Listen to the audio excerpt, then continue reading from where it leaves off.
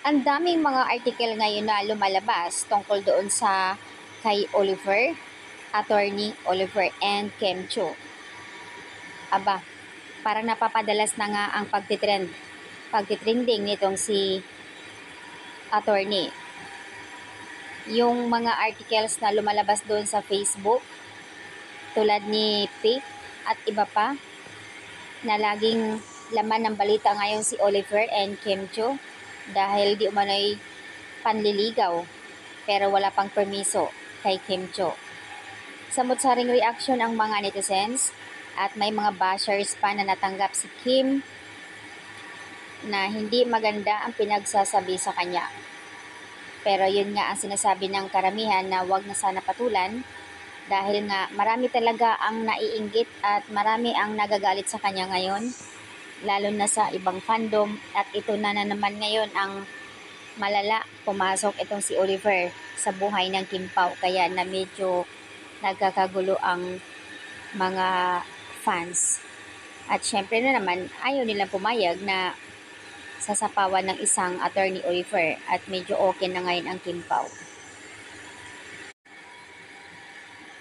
At syempre, kanina sa It's Showtime, ipinakita ni Kimi na kung gaano siya kasaya.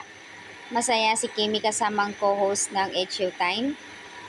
Alam ni Kimi, imposibleng hindi niya alam na may nambabash sa kanya, pero hindi niya pinapansin yon. Ini-ignore lang niya yung mga bashers. Kaya ito ang kagandahan sa kanya.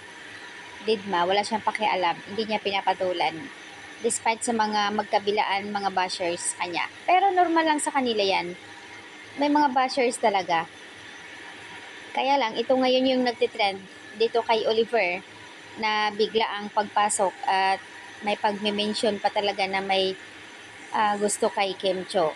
At syempre, nasa kanya na yon, na kay Kim na yon, kung magpapatinag or magpapadala sa mga sinasabi ng iba.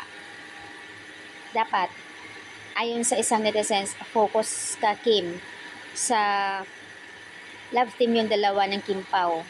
Kasi kapag ka pinatulan mo or magbigay komento ka doon kay Oliver at magbigay reaction ka kung ano pa, mawawala ang Kim Pao fans kung gagawin mo iyan.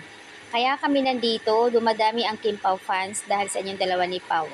Kaya dapat focus ka at huwag magpapadala sa emosyon, kumbaga, para hindi magbabago ang pagtingin namin sa inyong dalawa ni Pao. Tuloy kami nandito para sa inyong dalawa na kahit anong mangyayari. So yun po yung comment ng isang netizens na palaban para sa Kim Pao. Kumbaga, ini-encourage niya ang Kim Pao. Siyempre naman, maisip naman din yung mains nyo, mains natin lahat, na dapat nakafocus sila.